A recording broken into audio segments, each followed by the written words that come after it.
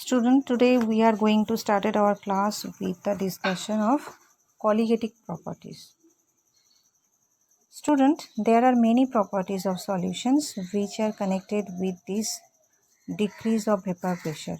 Okay, these are relative lowering of vapor pressure of the solvent, depression of freezing point of the solvent, elevation of boiling point of the solvent, and osmotic pressure of the solution. So all these properties depends on the number of solute particles irrespective of their nature relative to the total number of particles present in the solution. Such properties are called colligative properties. So colligative properties are those properties which depends on the number of solute particle irrespective of their nature relative to the total number of particles present in the solution.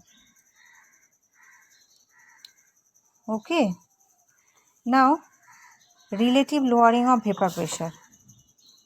Student, from Raoult's law, we know that P1 equal to X1 P1 0. The reduction in the vapor pressure of solvent, that is delta P1, is given as delta P1 equal to P10 minus P1, and putting the value of P1 we can write it P10 equal to minus P10 x1. Okay, and that is P10 equal to 1 minus x1, and we know x2 equal to 1 minus x1, so replace 1 minus x1 by x2, so we can write delta P1 equal to x2 into P10. In a solution containing several non-volatile solutes, the lowering of the vapor pressure depends on the sum of the mole fraction of different solutes. So we can write the equation delta P1 by P10 equal to P10 minus P1 by P10, that is equal to x2. Okay, and the expression on the left hand side, that is P10 minus P1 by P10 of the equation as mentioned earlier is called the relative lowering of vapor pressure and is equal to the mole fraction of the solute. So we can write it P10 minus P1 by P10 equal to N2 by N1 plus N2. Okay. And here N1 and N2 are the number of moles of solvent and solute. Okay. For dilute solution, N2 more or less than N1. So we can neglect N2 in the denominator. So we can write the equation as P10 minus P1 by P10 equal to N2 by N1. Okay. Now we put the value of N2. N2 equal to, we know that W2 by M2, and N1 equal to W1 by M1. Now we put the value in the equation. P10 minus P1 by P10 equal to W2 into M1 by M2 into W1. Okay. Now student, we discuss about the elevation of boiling point. Okay, elevation of boiling point, the second property. According to this, look at the graph. Here TB0 be the boiling point of a pure solvent and TB be the boiling point of the solution. Okay, look at here student. Here TB0 be the boiling point of pure solvent and TB be the boiling point of the solution.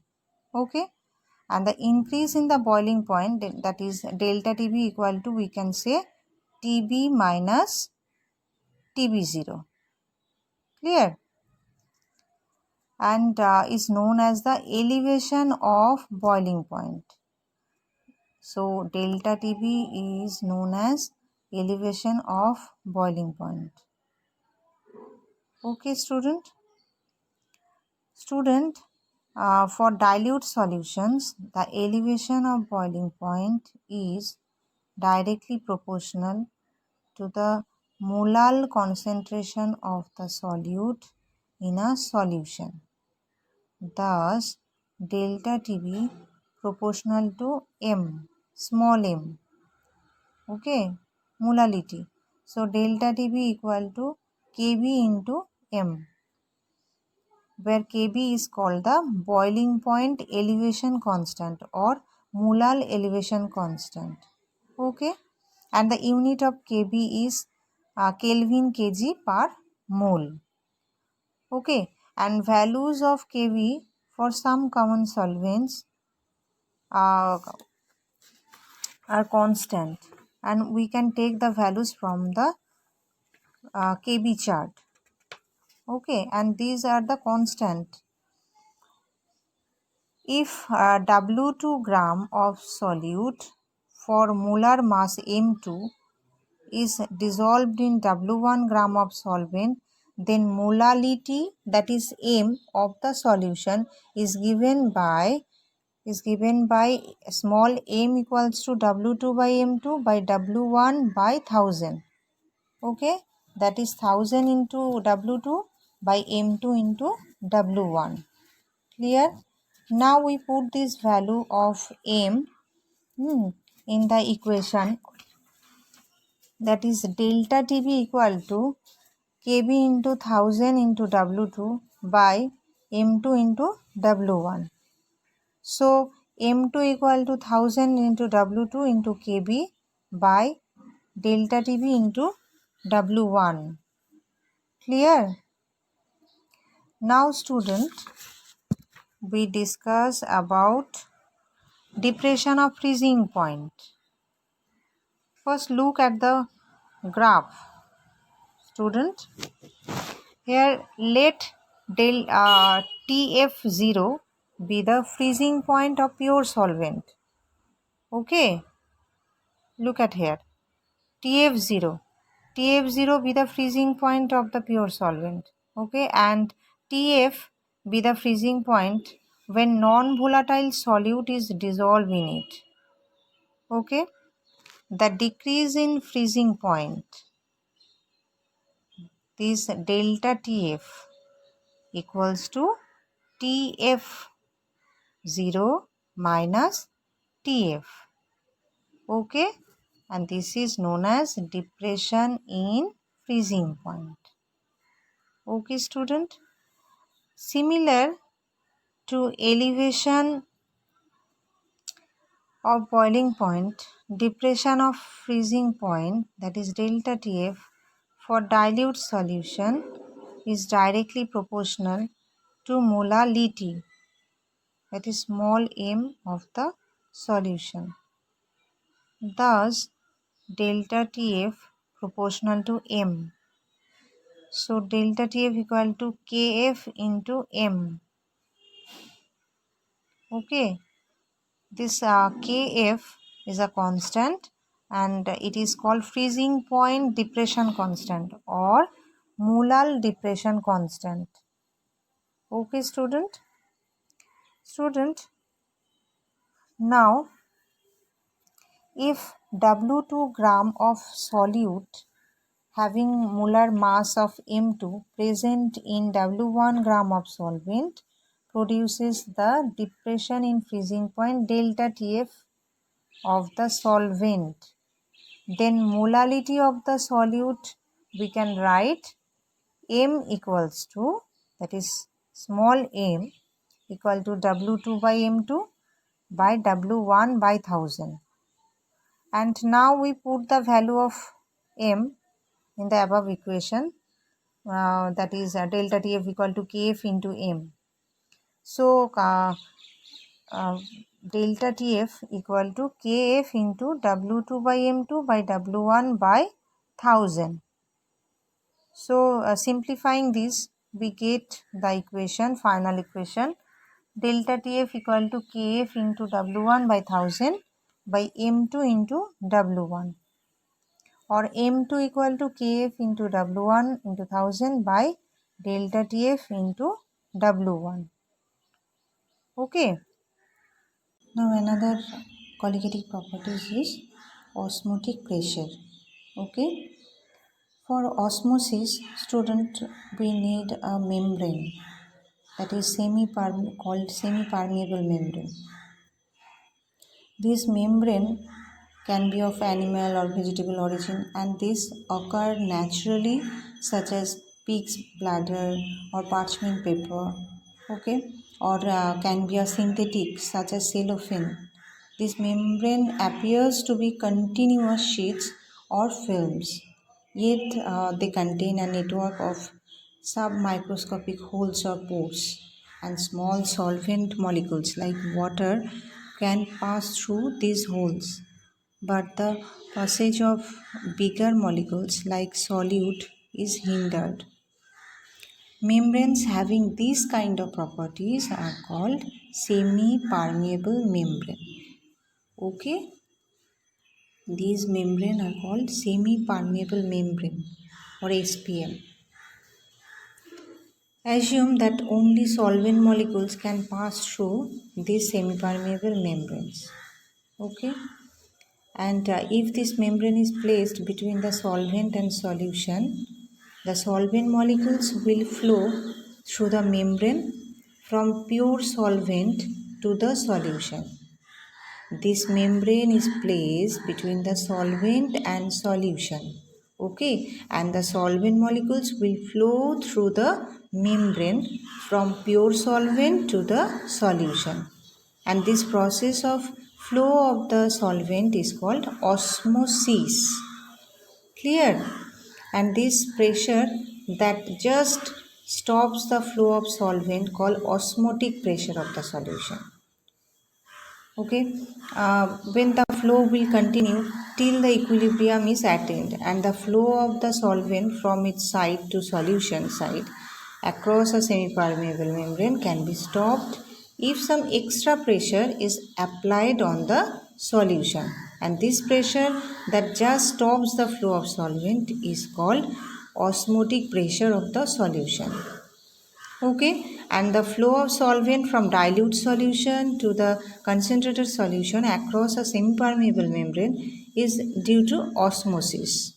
Okay, and the important point to be kept in mind that the solvent molecules always flow from lower concentration to higher concentration of the solution. Okay, and the osmotic pressure has been found to depend on the concentration of the solution. The osmotic pressure of a solution is the excess pressure that must be applied to the solution to prevent osmosis. That is, to stop the passage of solvent molecules through a semi-permeable membrane into the solution. Okay.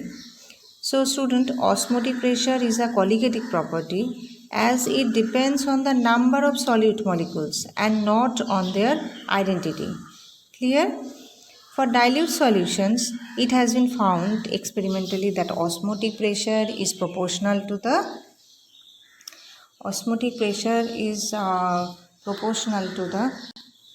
molarity. Okay. So osmotic pressure is proportional to the molarity of the solution, and capital C of the solution at given temperature, that is capital T, we can say that pi equal to CRT. Pi equal to CRT. Okay. So osmotic pressure is proportional to the molarity. If capital C of the solution at the given temperature capital T, then we can say pi equal to CRT.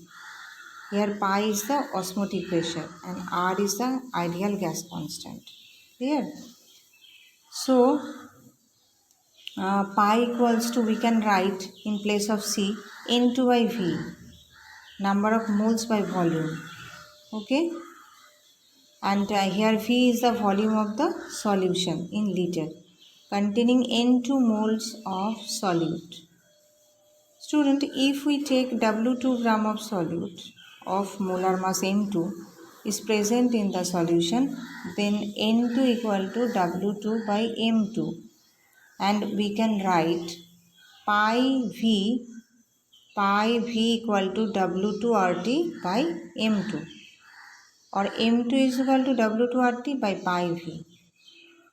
Okay, so W2T pi V can be calculated by the molar mass of the solute. Okay student, so these are the 4 polygastric properties. Student, now we discuss about reverse osmosis. Okay, reverse osmosis. The direction of osmosis can be reversed if a pressure larger than the osmotic pressure is applied to the solution site. That is, now the pure solvent flows out of the solution through the semi-permeable membrane. And this phenomena is called the reverse osmosis. I am saying once again, the direction of osmosis can be reversed if a pressure larger than the osmotic pressure is applied to the solution side. Then the pure solvent flows out of the solution through the semi-permeable membrane. This phenomenon is called reverse osmosis. Okay. When pressure more than the osmotic pressure is applied, pure water is squeezed out of the seawater through the membrane, and a variety of polymer membranes are available for these purposes.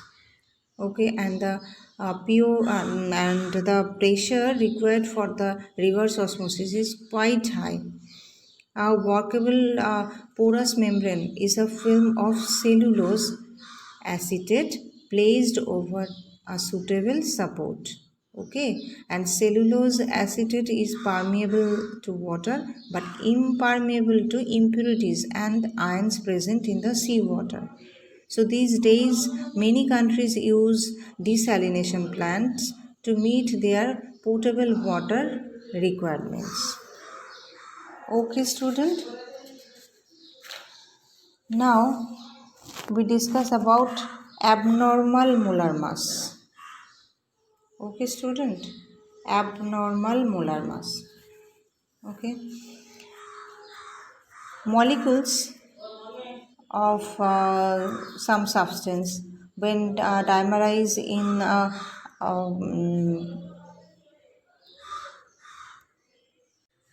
now we are saying about abnormal molar mass. Student, abnormal molar mass, a molar mass that is either lower or higher than the expected normal value. Okay, so such a molar mass that is either lower or higher than the expected or normal value is called as abnormal molar mass. Okay, so abnormal molar mass if expressed by small I, then I equal to, we can say that normal molar mass by abnormal molar mass, and that is observed colligative properties by calculated colligative property. And I equal to total number of molecules of particles after association or dissociation divided by number of moles of particles before association or dissociation. Okay, and here abnormal molar mass is the experimentally determined molar mass, and calculated colligative property are obtained by assuming that the non-volatile solute is neither associated nor dissociated. Okay, and in case of association, value of I is less than the unity, while for dissociation it is greater than the unity. Okay, so inclusion of Van 't Hoff factor modifies the equations for colligative properties. such as Pi0 minus P1 by P10 equal to I into N2 by N1. Okay, this is relative lowering of vapor pressure of solvent, and it is expressed by P10 minus P1 by P10 equal to I into N2 by N1. Okay, and elevation of boiling point, that is TB, delta TB equal to I into KB into M, and depression of freezing point, delta TF equal to I into KF into M. Osmotic pressure of the solution pi equal to I into N2RT by V. Okay, so student, I is a Van 't Hoff factor. Okay, and we can say that I equals to normal molar mass by abnormal molar mass. Okay.